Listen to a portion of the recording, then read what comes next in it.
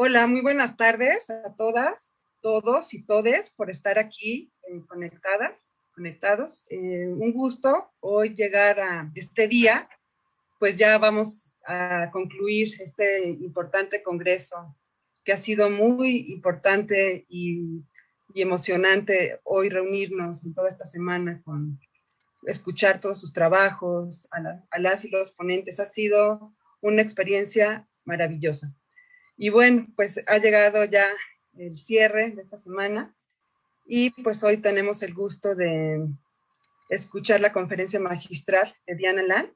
Estamos muy contentas de que hoy, en el día de hoy, ella esté con nosotros. Bueno, antes de yo presentarla, quiero dar las gracias a los intérpretes de señas, al Instituto de la Ciudad de las Personas con Discapacidad, y a la intérprete Laura, porque también es muy importante ir construyendo la inclusión social desde los espacios académicos. Bueno, pues me permito leer la síntesis curricular de Diana Lan.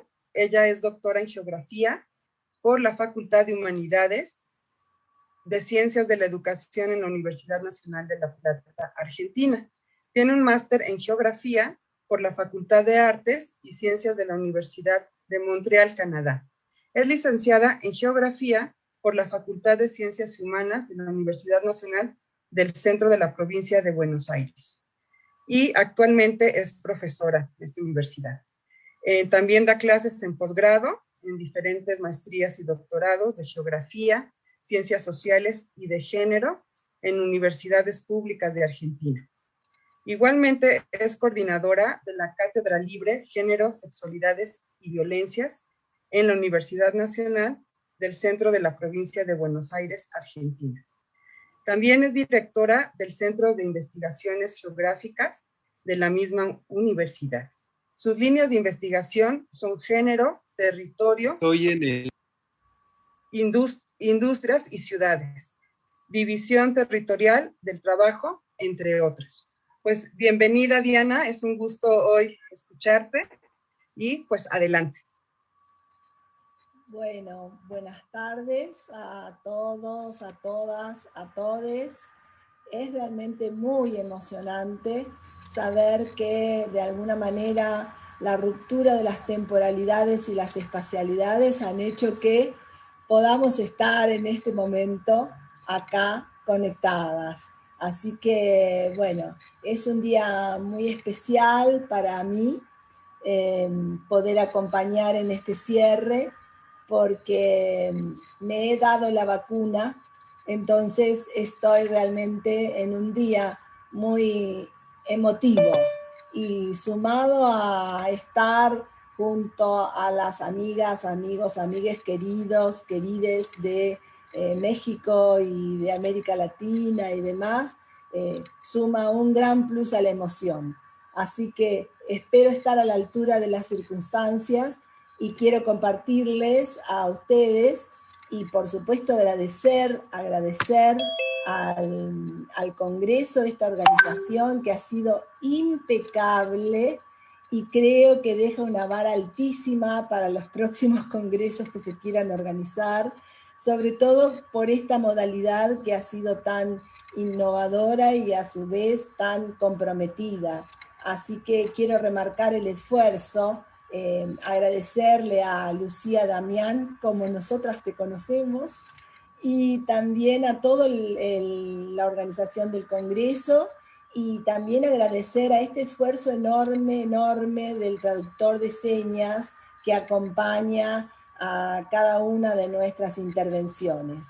Así que, bueno, dicho esto, voy a tratar de compartir mi pantalla para poder comenzar con lo que tenía previsto para el día de hoy.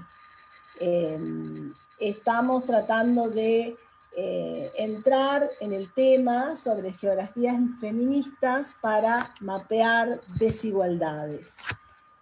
Bueno, comencé pensando cuando me hicieron esta invitación en hacerme esta pregunta. Geografías feministas, ¿cómo nos definimos? y a su vez si nos interesa conceptualizarnos realmente. Y acá es donde me puse a pensar y entiendo que las geografías feministas trabajan para desnaturalizar la dominación masculina del espacio heterosis-normado, como primera cuestión para pensar qué es la geografía feminista, dónde vamos, queremos realmente una definición, tenemos una definición, nos interesa definirnos. ¿Por qué? Porque también encaramos un proceso de concientización y de sensibilización de las desigualdades y opresiones de género que siempre se expresan espacialmente, pero de manera oculta. Entonces, desde estas geografías necesitamos correr esos velos para poder ver esas asimetrías de poder y de ahí en más para resignificar esas prácticas espaciales de todos los lugares donde vivimos y defendemos para pensar en una justicia espacial feminista más justa y más equitativa. Cuando me hacía estas preguntas, se me venían a la mente algunas frases de mujeres queridas, como por ejemplo, subvertir el orden epistémico que nos decía José Luis Silva en alguna de las intervenciones del año pasado. Al texto de Bell Hooks, donde habla de los márgenes al centro, o sea, cómo hacer para que estos lugares que tenemos, hacerlos llegar al centro, pero no de la misma manera que el centro tiene hoy, ¿no?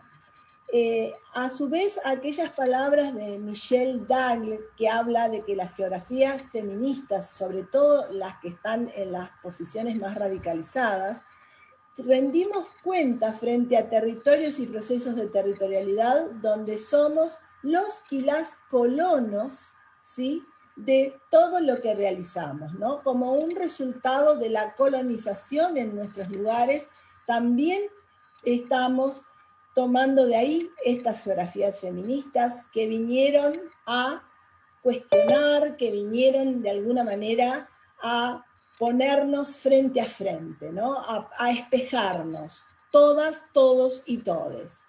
Por el otro lado, la frase de Sofía Zaragozín de descolonizar la interseccionalidad.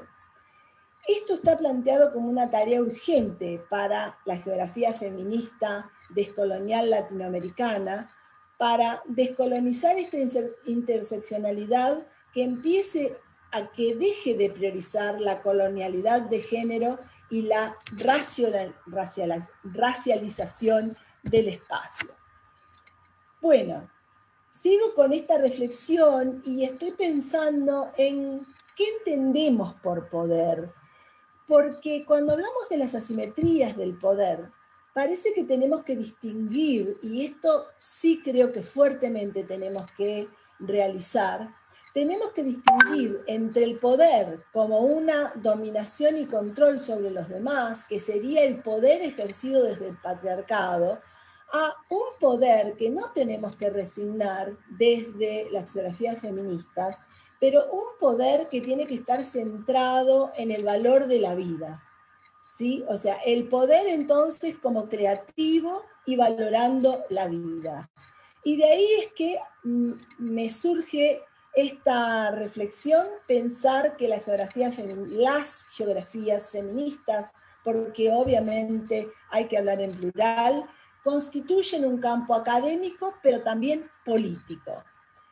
Sabemos que hay geografías feministas que son más invisibles que otras, ¿sí? Y que existe siempre una tensión entre la geografía feminista académica y la geografía feminista militante, colectiva, ¿sí? Entonces, dentro de estas cuestiones han quedado por fuera ciertas discusiones, como el tema de la colonialidad de género, el racismo dentro y fuera del feminismo y la construcción espacial de la blanquitud. ¿Por qué termino de decir esto? Porque recuerdo lo que hemos discutido en el primer encuentro de la Red de Geografías Feministas del Sur, que se hizo en Colombia el año pasado, y donde se debatió sobre geografías decoloniales y geografías negras e indígenas, pensando que debieran incorporarse dentro de los debates contemporáneos en nuestra geografía latinoamericana. Los ejes que fueron tratados en este encuentro tienen que ver con la geografía racializada, las geografías decoloniales, negras e indígenas, como parte de todos los debates actuales dentro de todos los feminismos y las luchas sociales, políticas y ambientales latinoamericanas. Esto ha sido una lucha muy ardua que hemos tenido y que llevamos adelante, y tiene que ver con ese contraste permanente que tenemos en nuestras sociedades racistas, transhomofóbicas, machistas, masculinistas y, por supuesto, patriarcales. El punto común que tomamos dentro de estas geografías feministas, dentro de este debate que fue entre pocas personas, en el futuro seguramente se va a poder ampliar, el punto común fue tomado desde el horizonte descolonial y antirracista, atravesado por el encarnamiento del activismo en lo cotidiano, sin desconocer que estas discusiones que toma la red GeoFemSur está en continua construcción y que está dirigida hacia el pensamiento desde el sur, que no queremos ni pensamos que va a ser homogéneo, porque de ahí aparece la riqueza, porque sabemos que el movimiento feminista es el movimiento más crítico y autocrítico que existe. Por lo tanto, lo que hacemos desde estos primeros debates es reconocer de alguna manera que nada va a ser homogéneo, y entendemos a la geografía feminista que viene de distintas regiones y se reitera, como siempre, la importancia del carácter plural.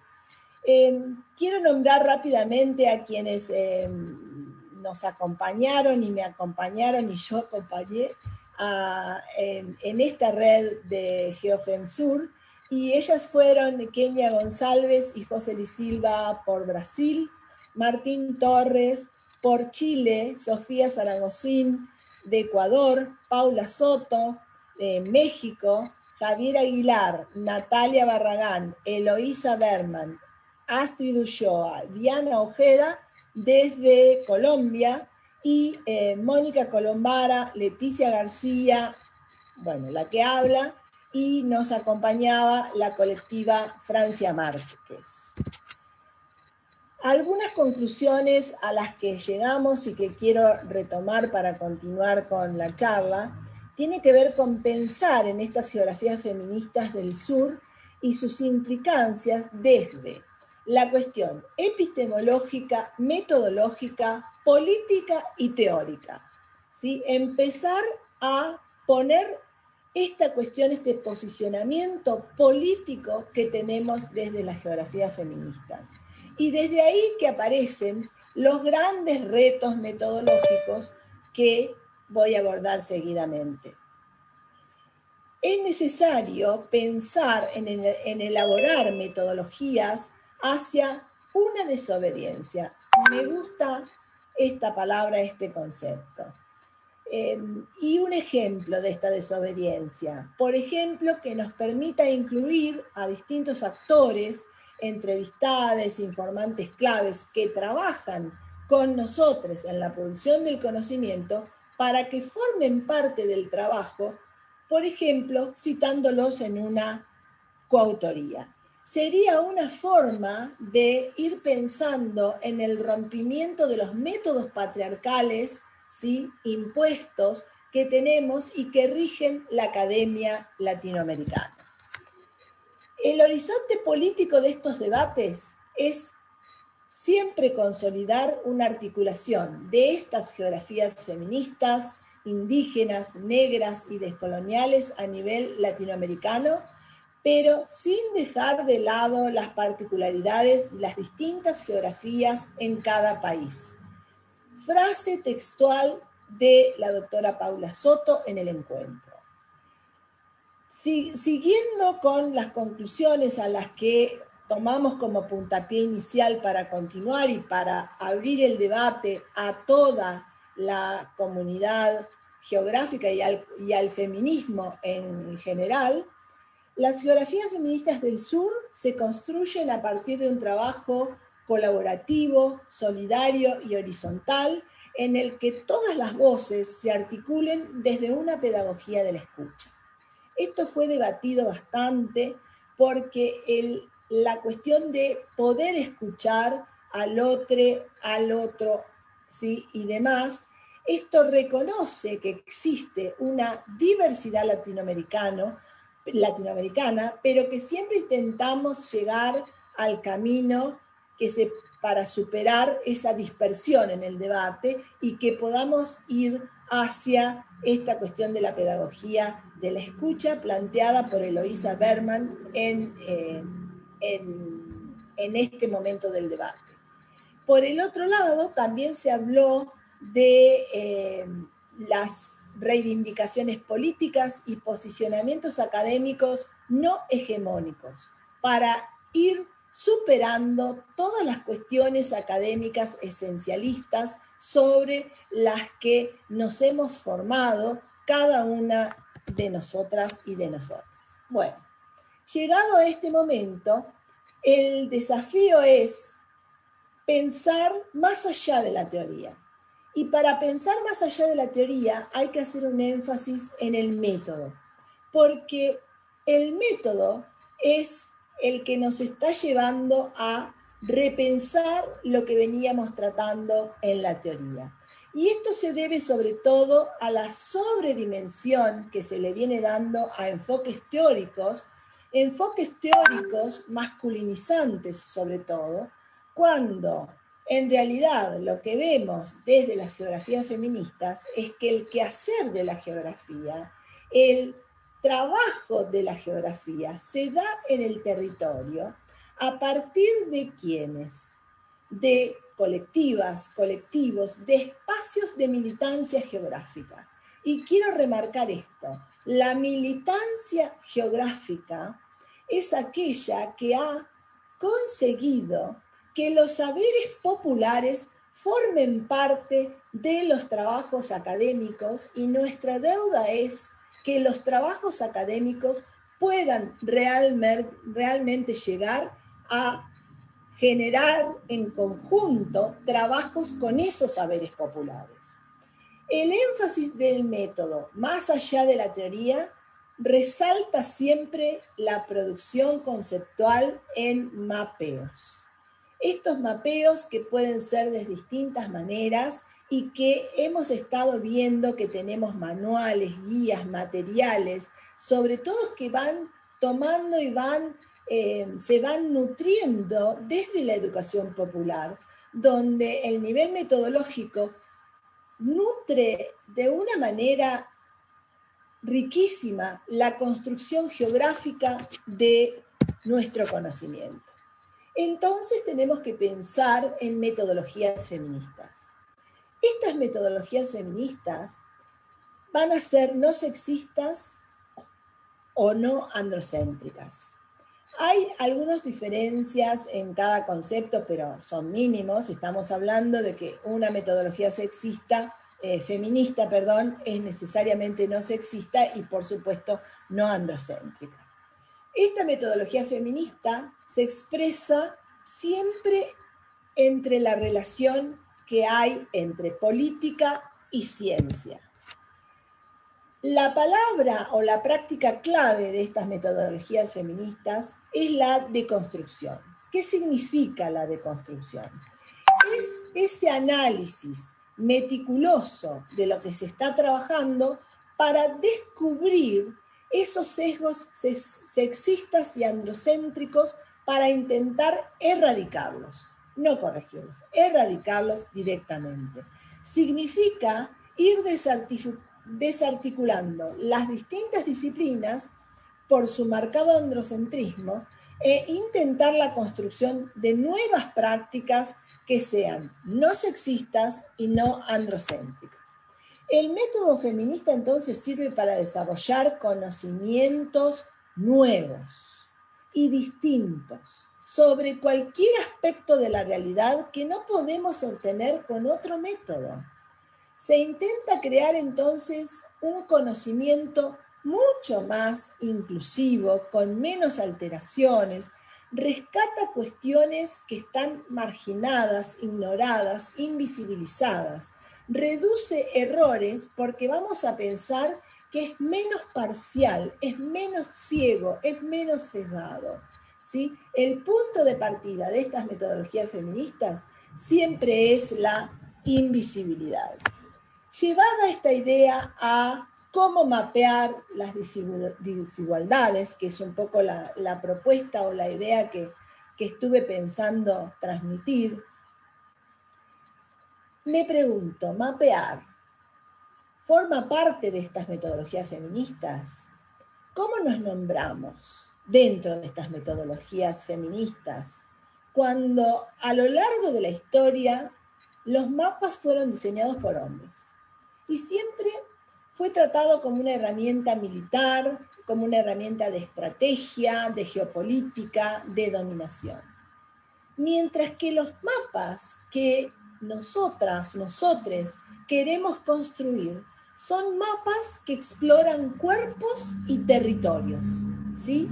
Son mapas que van a visibilizar las injusticias y por supuesto que es un recurso poderosísimo para la articulación política. ¿Cómo nos queremos llamar? ¿Maperas? ¿Mapeadoras? En clave feminista, el mapa es central, porque vamos a brindar datos que son inexistentes, porque estamos abocadas a construirlos, a producirlos. Estamos realizando bases de datos feministas, interseccionales, no sexistas, no discriminatorias. Las mapeadoras son las que añadimos información de la realidad que ha sido ignorada. Ejemplos: distintos tipos de servicios, hospitales, lugares de cuidados como guarderías, geriátricos, los tipos de baños, baños universales, refugios contra violencia de género, clínicas de salud, etc. Identificar lugares de acoso sexual, de violencia sexual, femicidio, clínicas de aborto, paréntesis, tenemos ley en Argentina, y esto no significa que guardemos nuestros pañuelos verdes, sino que más que nunca tenemos que estar con ellos porque necesitamos que la ley se implemente. También hablo de lugares, por ejemplo, para cambiar pañales de bebé, pensar en los alumbrados públicos, en los refugios de colectivos, etcétera, etcétera, etcétera. Aquí voy a mencionar a 3 personas que son pequeñas de tamaño, pero son muy grandes con respecto a la contribución que están haciendo a la geografía feminista y sobre todo a este gran flagelo que son los femicidios o feminicidios, como puede llamarse en distintos países. Voy a nombrar a Angélica Lucía Damián Bernal, que es quien trabaja sobre el feminicidio en el Estado de México desde una perspectiva espacial. También a María Salguero, que es la creadora del Mapa Nacional de Feminicidios en México, nombrada por segunda vez por la revista Forbes como dentro de las 100 mujeres más poderosas. Y también voy a nombrar a Amanda Yepes, otra geógrafa que forma parte del colectivo de Geografía Crítica de Ecuador, que también mapea femicidios.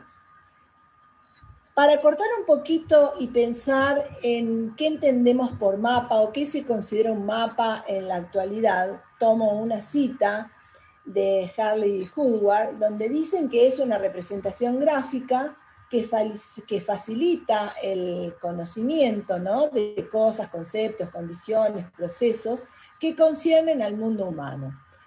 Esta definición es retomada por Carla Lois y donde ella dice que esta definición a su vez se puede aplicar a otras consideraciones, como por ejemplo a imágenes diferentes, no solamente como el mapa euclidiano que estamos acostumbrados de manera tradicional a utilizar, sino también que un croquis a mano alzada, un mapa digital interactivo, una hoja topográfica, una obra de arte, etcétera, etcétera, etcétera, también pueden ser considerados como un mapa. Y entonces acá vamos a la segunda parte de lo que planteaba en el título de mi charla, que ¿qué significa mapear desigualdades? Mapear desigualdades para pensar en otro mundo posible, sin desigualdades, conteniendo de manera diversa y diferente las relaciones sociales que son atravesadas por estas cuestiones de asimetrías de poder, diferenciando lo que sería el poder para las geografías feministas o para este feminismo al que yo quiero adscribir. En este caso pensamos también en una perspectiva descolonial que reconozca esas desigualdades sociales en base a las interseccionalidades, después de que se hayan descolonizado, como nos decía Saragozín, de género, clase, etnia, religión, etcétera, porque siempre hay personas que están oprimidas, sometidas, y que en la manera de comunicar ese sometimiento radica la liberación potencial que tenemos que hacer en América Latina. El desafío es construir una base geográfica feminista como una forma epistemológica que reconozca a todas las personas que están oprimidas, que están luchando y que no se dan por vencidas.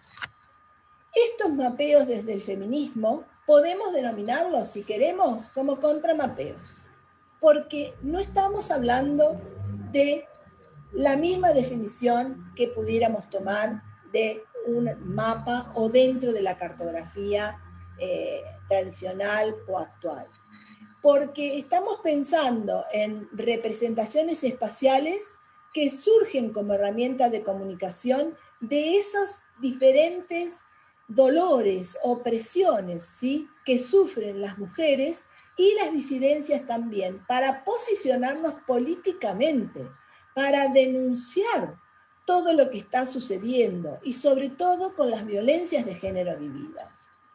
Es una manera de espacializar en los lugares esa memoria del dolor, de esas situaciones límites, y enfatizar en quienes tienen todas las responsabilidades para lograr que podamos hacer caer al patriarcado, ¿no? Hablar de la responsabilidad del Estado ya nos queda chico, sino que estamos hablando de cuestiones hemisféricas y tenemos que hablar de la sociedad patriarcal.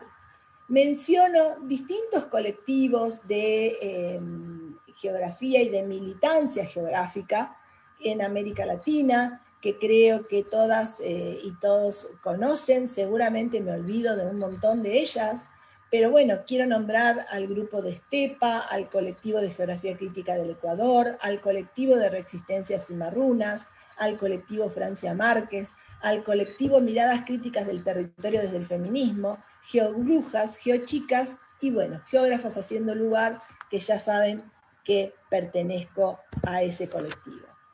También aparecen distintas conceptualizaciones, porque estamos construyendo un método feminista a partir de estos mapeos. Hablamos de cartografía social, hablamos de corpocartografías, de contramapeos, de mapeos corporales, de cartografías colectivas o comunitarias, de los mapeos cuerpos-territorios, de los mapas parlantes, de mapear para defender territorios contra el extractivismo, los mapeos de OpenStreetMap que hacen las geochicas, y lo que escuché el miércoles en este hermoso congreso, los mapas del silencio que nos presentó María Rodó, donde realmente todo lo que está en blanco y que nadie responde está hablando a gritos. Esos mapas del silencio son los mapas ruidosos de las geografías feministas. La pregunta para comenzar esta cuestión de cómo espacializar todo lo que es invisible, lo que es una angustia, que se va convirtiendo en rebeldía, de todo lo que resulta el dominio masculino de la sociedad, es lo que nosotros tomamos como contramapeo. Y ahora voy a ir a algunos ejemplos rápidamente para que no se me pase tanto el tiempo. Bueno, voy a tomar algunos mapeos en la ciudad de Tandil, donde nosotras tenemos una agenda feminista y obviamente nuestro trabajo es junto a los saberes que se co-construyen en la calle, en la militancia, en toda la lucha colectiva, para después trabajar dentro de las cuestiones académicas y poder hacer la devolución de estas cuestiones. Los mapeos que realizamos para llevar a responder de alguna manera a cómo mapear la violencia de género. Y acá es donde llega el tema de los femicidios. Estas metodologías feministas, que también llevamos a la calle, pueden tener 2, 3, 10 miles de formas. Yo voy a tomar 2. En este caso, las metodologías feministas otorgan un potencial porque estos mapas son una herramienta de comunicación. Y esta herramienta de comunicación la podemos hacer por medio de cartografías de datos estadísticos oficiales, como para posicionar mensajes que son omitidos sistemáticamente, o también con los llamados contramapeos que son elaborados por las propias protagonistas que dan presencia de esas opresiones vividas. Bueno, simplemente que esa expresión espacial de los femicidios tiene como objetivo, ¿no?, dentro de esas bases de datos feministas que tratamos de encontrar estos temas para poder ponerlos sobre el debate y instalarlos en la agenda para ver si podemos realmente llegar a transformar un poquito esta realidad. Tiene entonces como objetivo mostrar el recrudecimiento de las formas de violencias extremas sobre nuestros cuerpos. Y a partir de estos mapas que visibilizan esa realidad territorial, que revela siempre esa necesidad de políticas públicas y de la importancia de la educación como clave para luchar contra la violencia de género. Y sobre todo acá hago mención también a la Ley de Educación Sexual Integral, que es urgente la implementación en las escuelas para tratar de luchar contra este flagelo. De acá es que, bueno, primero puedo pensar en femicidios a partir de datos secundarios, a partir de datos oficiales y demás, que siempre tienen un subregistro, ¿sí?, que no refleja la realidad en su conjunto. Esta cartografía de la violencia trata de realizar esta demostración de lo que sucede en la realidad siempre como una opción política. Lo quiero remarcar siempre porque esto ayuda y visibiliza la defensa por la igualdad de los derechos y por la ampliación de los derechos de las mujeres y de las disidencias sexuales. Acá hago un paréntesis muy cortito como para romper con los binarismos. Basta de hombres y mujeres, basta del género masculino y el género femenino. Aquí tenemos que hablar de géneros, acá tenemos que hablar justamente, el lenguaje tiene mucho para decir y el lenguaje tiene que tener también un posicionamiento político para poder nombrar a aquellas personas que no se sienten reconocidas. Y sabemos que lo que no se nombra no existe. Por lo tanto, también el desafío con el lenguaje. Es decir, que estas representaciones, ¿sí?, tratamos de localizar los femicidios en Argentina con datos oficiales que tienen sus registros importantes y demás, y simplemente para mostrar una cartografía tradicional entre los años 2014 y 2019, que es donde la Corte Suprema de Justicia de la Nación está haciendo estos registros. Este sería un mapa tradicional sobre femicidios. Ahora bien, la expresión espacial de los femicidios a través de contramapeos nos va a decir, van a hablar de diferente manera, van a hablar desde la emoción, porque sabemos que los femicidios no deben existir porque son muertes evitables, y donde exista una mujer muerta siempre cabe la posibilidad de mapear como un instrumento legitimado de contrainformación, que denuncie siempre las prácticas patriarcales de la sociedad que siempre están funcionando como control y disciplinamiento de ellas, ¿sí?, cuando deciden romper esa relación tóxica con el victimario, ¿no? Entonces, en este caso, las cartografías sociales colectivas, o como le queramos llamar, o contramapeos, producidas por mujeres en el marco de acciones del movimiento feminista en nuestra ciudad de Tandil durante el paro internacional de mujeres del 8 de marzo del 18, se utiliza justamente como un instrumento para denunciar este dominio masculino de la sociedad. Estamos viendo un mapa donde las mujeres iban a mapear los lugares donde habían sufrido situaciones extremas, situaciones de violencia. Y también preguntamos por los femicidios. Para las geógrafas, en este caso, para las geógrafas haciendo lugar, el mapa es una representación de la realidad, porque es una simplificación de la misma, pero tenemos como objetivo develar lo que está oculto. Pensamos y aseguramos que el espacio no es para todos, ¿sí?, y que tenemos que construir un espacio, ¿sí?, que sea posible a la vida de cada una de las personas. El mapa construido por las mismas personas que están involucradas en los problemas dan una dimensión diferente de estas violencias de género. No solo se trata de la marca territorial del hecho consumado que queda en el mapa, sino los registros del miedo de los cuerpos sexuados de las mujeres en este caso.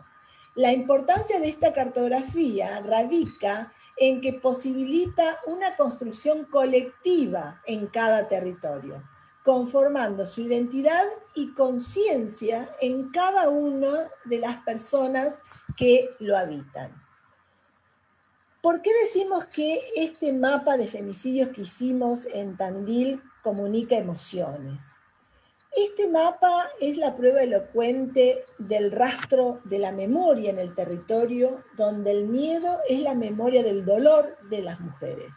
Si bien en Tandil llevamos 7, 8 femicidios en la última década, hubo un caso que se asesinó a una mujer en noviembre del 2017, que es el caso de Ailín Torres, y que justamente el mapa del femicidio que nos dio como resultado es este que estoy mostrando. Fíjense la señal que tengo sobre el territorio, la marca territorial, puede ser pensada como puntos de calor, pero cuando estamos pensando que es un solo caso y queda marcada de esta manera, estamos viendo que muchas personas señalan un solo evento. Entonces, no puedo explicar la localización de un solo evento en la importancia y en la conmoción que genera en las mujeres y en la sociedad en general un femicidio. 10 minutos, Diana, perdón. ¿Perdón? 10 minutos. Perfecto, muchas gracias. El señalamiento que quedó en el territorio no puede interpretarse bajo criterios de mapas euclidianos. La importante superficie de la marca territorial da cuenta de ese grado de conmoción que generó en las mujeres y que subsiste en el inconsciente colectivo a pesar del paso del tiempo. ¿Sí? Voy a ir un poquito más rápido. La marca territorial entonces de este femicidio del 2017 se da por la memoria del dolor de las mujeres y debe ser tomado como la presencia sobre el olvido. Esto es lo que nos llevó como mucho tiempo a reflexionar en lo que significaba esa mancha gigante o esa marca territorial enorme en el mapa cuando era un solo caso. Y acá vemos cómo las emociones están íntimamente vinculadas con la memoria, ¿sí? Y vemos que en este sentido la espacialización de la memoria emocional es el resultado del almacenamiento de la información que estuvo acompañada por factores alertadores a través de los cuales se fijó con más facilidad. Para sintetizar la conceptualización de estas marcas territoriales del dolor, de la angustia de las mujeres frente a situaciones de violencias vividas, decimos que la importancia del miedo en la memoria del dolor de las mujeres se materializa en el señalamiento del lugar de padecimiento como una forma de romper el silencio espacial. Y esto me hizo retomar la idea de los mapas del silencio de María Rodó del miércoles. Porque en este caso lo que estamos haciendo es justamente suplantando esa ausencia por la presencia del recuerdo, ¿sí? De aquel lugar en donde hemos sido violentadas.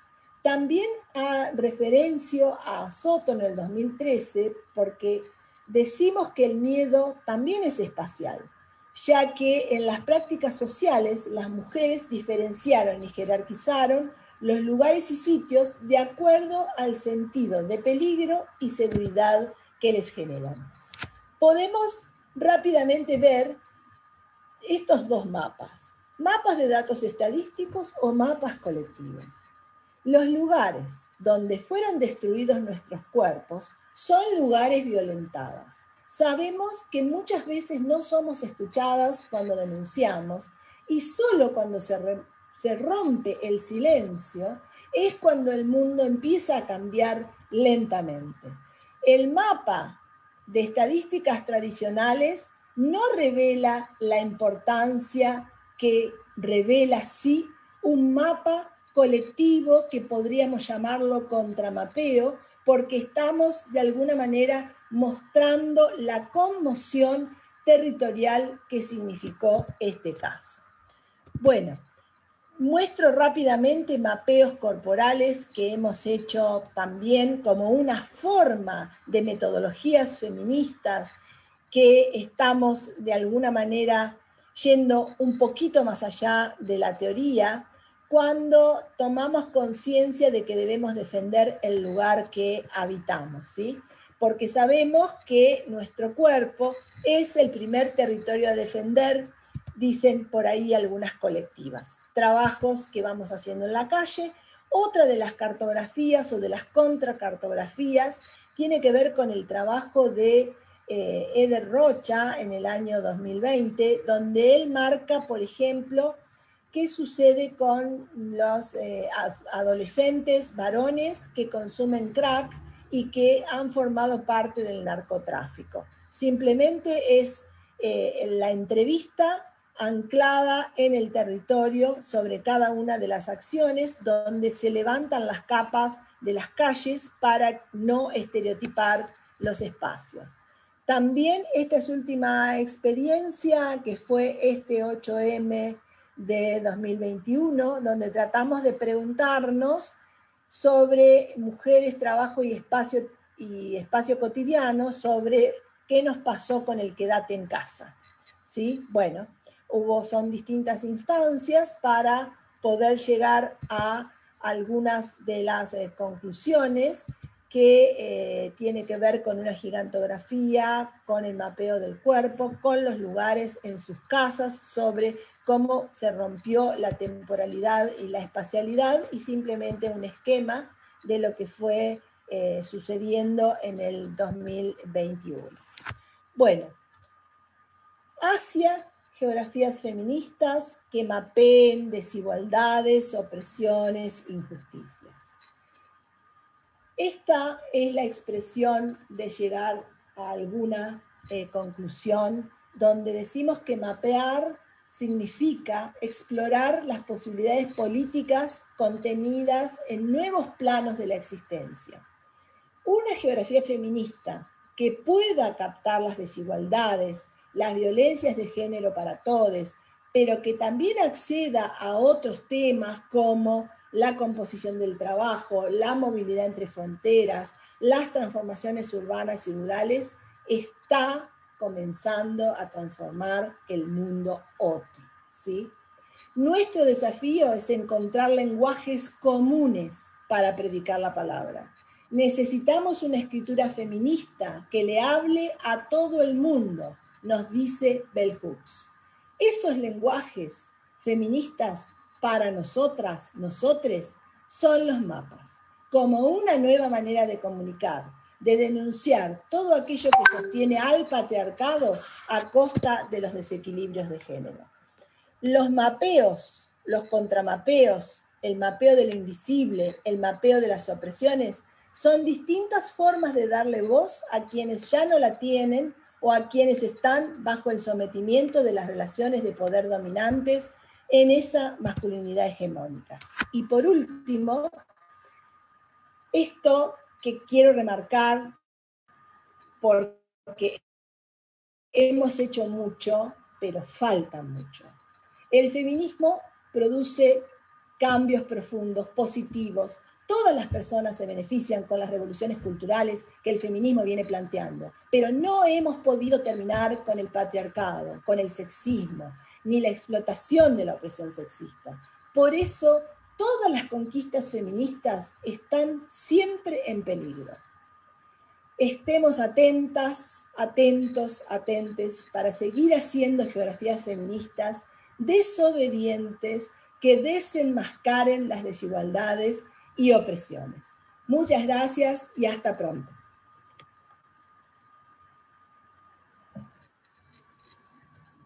Muchísimas gracias, Diana. Ha sido una conferencia de cierre muy importante para este Congreso de Género y Espacio y sobre todo para la reflexión a quienes hemos hecho estos mapas, siempre posicionar la postura política de que esas relaciones de poder están presentes en las distintas escalas geográficas. Y el hecho que tú nos hagas este resumen de lo que ha aportado la geografía feminista, pues también da pie para quienes nos estén escuchando de plantear sus preguntas y sus inquietudes. En este sentido, a mí me gustaría preguntarte ¿por qué utilizan femicidio y no feminicidio? Bueno, esa sería una pregunta. Y hay otra que está desde hace rato. ¿Cómo mapear? ¿Es posible mapear el cuerpo, entendido que el cuerpo es también un territorio? ¿Y cuál sería la metodología? Si gustas estas dos y vamos agrupando otra serie de preguntas. Gracias. Sí, perfecto. Estamos utilizando femicidio para, de alguna manera, hacer visible la ley que es del año 2012 en Argentina, como una manera de concientizar. Porque el concepto feminicidio que utilizamos de Marcela Lagarde y que tanto ustedes nos han enseñado desde México, trata el tema de la muerte de mujeres sumada a la impunidad, ¿no? En todos los casos, y los roles justamente institucionales que refuerzan estas formas que tenemos de terminar con la vida de las mujeres. Simplemente estamos usando feminicidio y femicidio a veces como un sinónimo, pero más que nada usamos feminicidio porque estamos tratando de que la ley se conozca y que la ley sea realmente remarcar lo que esto significa, ¿no? Pero solo es una cuestión semántica. Muchas gracias. La otra pregunta ¿es posible mapear el cuerpo, entendido que el cuerpo es también un territorio? ¿Cuál sería la metodología? Bueno, es posible. Desde las geografías feministas y desde las metodologías feministas y desde los mapeos, todo es posible, siempre y cuando sepamos, ¿sí?, qué es lo que queremos comunicar. En este caso hay trabajos hechos sobre los mapeos de cuerpo-territorio que se llevan adelante en el colectivo de Geografía Crítica del Ecuador, también en las miradas feministas del territorio, también hay trabajos de geobrujas, o sea, la militancia geográfica se está encargando de darnos grandes lecciones sobre cómo vamos a poder mapear aquellas opresiones que sentimos en el cuerpo. Para mapear los cuerpos territorios, siempre estamos pensando en esos círculos de violencia que se dan cuando, si en un territorio hay un conflicto, ese territorio va a incidir en mi cuerpo va a estar violentado, y si mi cuerpo está violentado, también va a seguir este círculo de violencia y de conflictos socioambientales y socioterritoriales. El mapeo de los cuerpos territorios es muy importante para todas las luchas en contra del extractivismo, donde se pueden mostrar distintos lugares. Puedo dar un ejemplo. La Federación de Mujeres de Sucumbíos en Ecuador estamos realizando el mapeo cuerpo-territorio en distintas etapas para mostrar esos conflictos y los problemas de salud que atañen a esas mujeres en la selva ecuatoriana, ¿sí? La metodología está escrita por ahí, hay unas cartillas que se llaman prácticas espaciales del feminismo, y están todos los pasos a seguir para hacer mapeos cuerpos-territorio.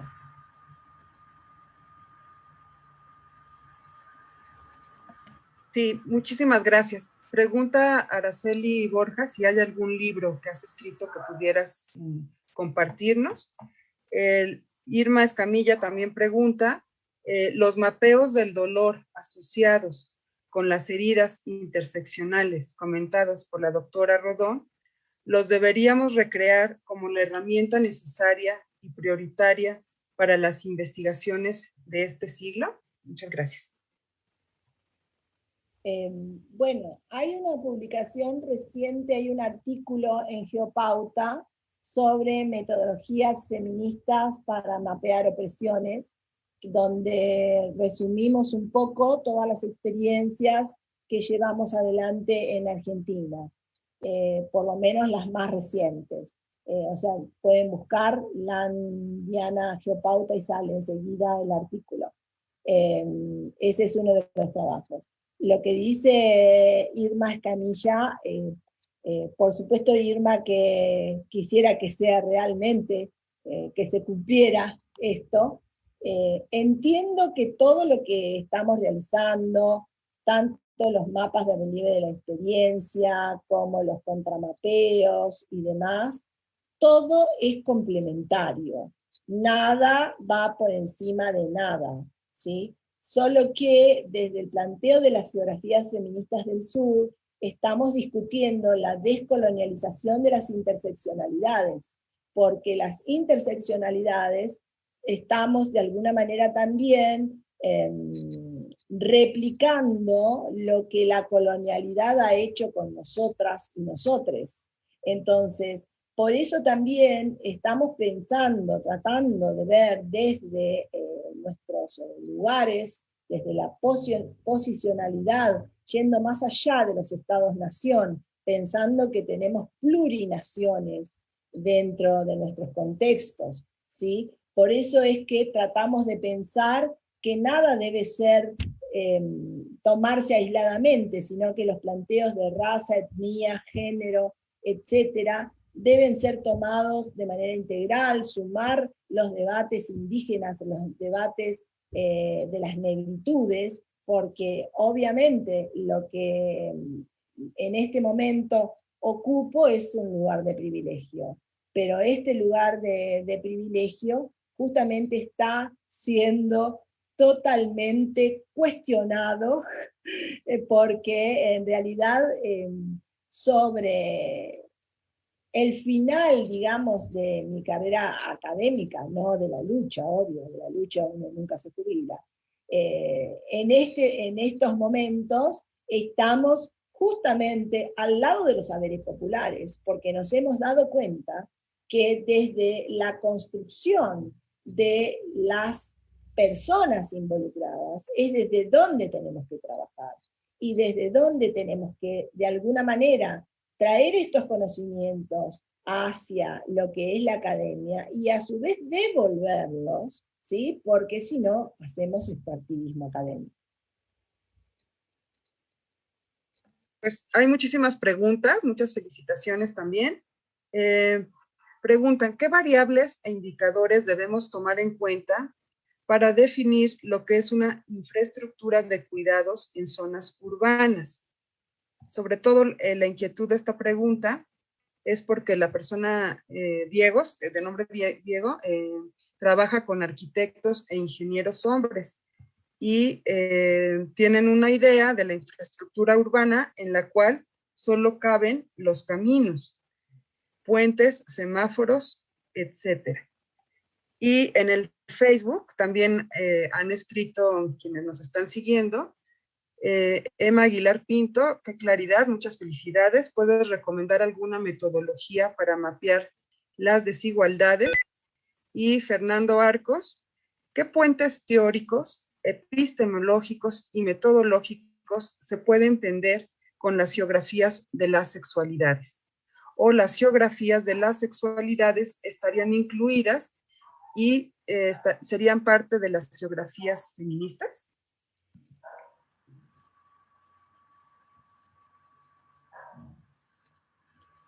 Bien, a ver, puentes teóricos me están preguntando con cuestiones del cuidado urbano, ¿no? Con respecto a esto, hay trabajos de Ana Falú que quisiera recomendar, que es una arquitecta argentina, pero también que trabaja muy en conjunto con la geografía, donde ella ha justamente pensado en una ciudad feminista. ¿Cómo pensar una ciudad feminista donde de repente no sean esto de los puentes y demás que me están contando, sino que esta idea de que el patriarcado está escrito en materiales como el hormigón, las calles, las formas de las ciudades, ¿sí? El patriarcado está en nuestras ciudades materializado de una manera muy visible, pero que debemos empezar a mostrar nuestros reclamos. Un ejemplo, los refugios para colectivos que tienen que ser transparentes, porque hay estadísticas que muestran que la mayor cantidad de acoso y de violaciones se dan en las garitas de colectivo que son cerradas. Entonces, por ejemplo, como para tomar algunas ideas que pueden estar teniéndose en cuenta. El tema de los baños universales en los lugares públicos, porque si un varón quiere cambiar a su bebé, no tiene dónde, ¿sí? Justamente vamos a tomar la pauta al revés.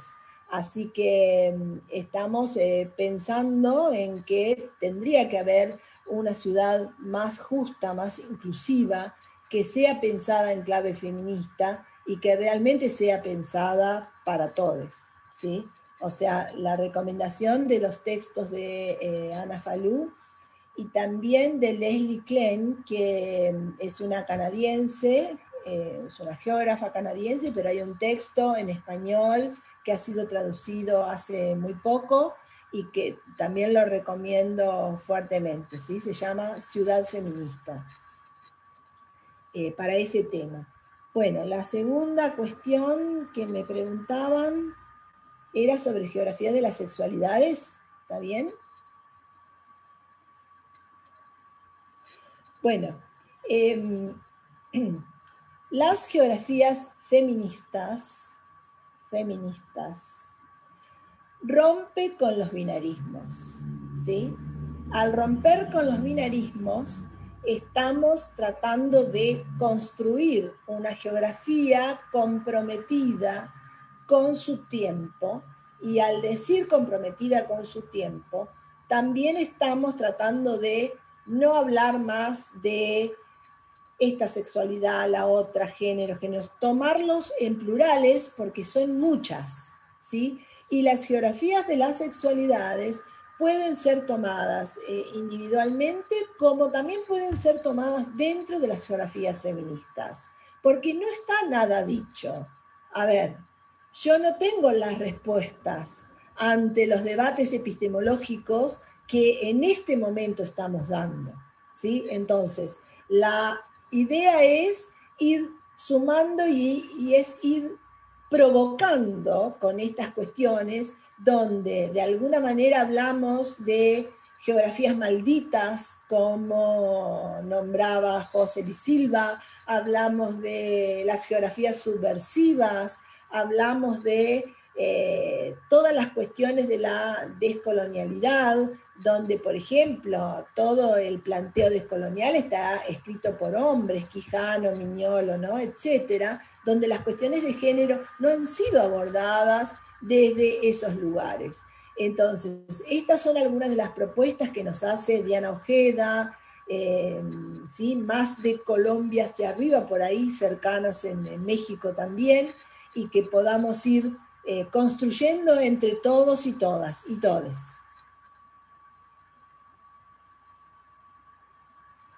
Pues tenemos que ir cerrando, pero voy a plantear dos más porque pues son interesantes las preguntas. Mencionan que dado la situación de confinamiento en las que estamos atravesando en todo el mundo, ¿cómo podría mapearse a través de una encuesta? Y si el feminismo tendría que descolonizarse.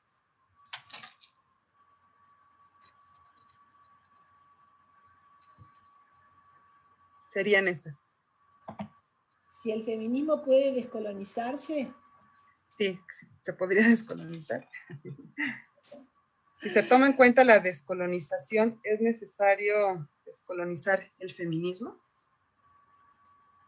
Bien, bueno, voy con la primera. Bueno, sí es posible mapear a través de una encuesta, porque, por ejemplo, en los ámbitos de confinamiento que hemos estado, lo que ha sucedido es que la división territorial del trabajo se vio sacudida por esta sobredosis de trabajo virtual que hemos tenido. Y en este caso, las encuestas pueden ser tomadas y ancladas, ¿sí? A medida que vamos tratando el procesamiento de cada una de las respuestas. El trabajo que hicimos, por ejemplo, sobre un mapeo en cada hogar para establecer la cantidad de tarea que se realizó y a su vez en qué tiempos se realizaron y ver cómo los espacios de un hogar fueron utilizados en multitarea. Esto es lo que nos llevó a mostrar que el Quédate en Casa profundizó las brechas de desigualdad de género. Y eran mapas que realizaban cada una de las personas, ¿sí? Que lo hicimos, en este caso se hizo en la plaza porque era el día del 8M y con todos los cuidados salimos a la calle, pero tranquilamente se puede hacer un mapa de este tipo, se saca una foto, se manda por WhatsApp. Hay muchas formas que son muy, muy sencillas, ¿sí? Entonces, también es animarnos a ver qué método vamos a proponer, ¿sí? Para poder mostrar esto que nos está sucediendo. Con respecto al descolonizar el feminismo, este es un tema tremendo. ¿Por qué? Porque en el norte ni son tan hegemónicos, ni en el sur somos tan descolonizados. Entonces, el debate acá tiene que ver por juntarnos a pensar, porque sabemos que en el contexto del norte están trabajando sobre la descolonialización del feminismo mucho más que nosotras, por ejemplo, ¿sí? Y nosotras estamos más preocupadas, y nosotres, por los problemas anclados en nuestros países, que ya tenemos suficiente, ¿no? Entonces, aquí viene esto de pensar que la descolonialización del feminismo va a venir cuando trascendamos el Estado-Nación, cuando dejemos de pensar desde nuestros países y nos pensemos también dentro del movimiento feminista, ¿sí? No solamente dentro de las disciplinas. Entonces, sin negar lo que está escrito y lo que se avanza dentro de la teoría y la epistemología, siempre pensar en el posicionamiento político y a su vez metodológico que va a hacer que tengamos una geografía feminista comprometida y que vayamos de alguna manera produciendo esto, una gran incomodidad. Si nos sentimos cómodos, no va a poder haber un feminismo descolonizado. Si estamos incómodas, ese es el camino. Claro, pues sí, es el posicionamiento político lo que ha hecho este puente hoy entre las distintas latitudes que estamos hoy presentes, las feministas de distintas partes del mundo. Y en ese sentido, pues, cerrar esta reflexión de que el espacio lo producimos la sociedad en interacción colectiva, y esa es la forma de seguir produciendo espacios sóricos para denunciar esas relaciones de poder que han estado presentes en el cuerpo de las mujeres, de las personas, de las disidencias sexuales. Muchísimas gracias, Diana Lana. Ha sido una excelente conferencia magistral de cierre que nos provoca, pero que a la vez nos inspira para seguir trabajando y pronunciándonos desde donde estemos. Y eso pues es el feminismo. Muchísimas gracias a los intérpretes que han hecho un trabajo titánico, al comité organizador. Estamos aquí reunidas y reunidos porque hoy es el cierre de este importante Congreso de Género y Espacio. Ha sido un gusto, colegas, compartir con ustedes este espacio. Muchas gracias.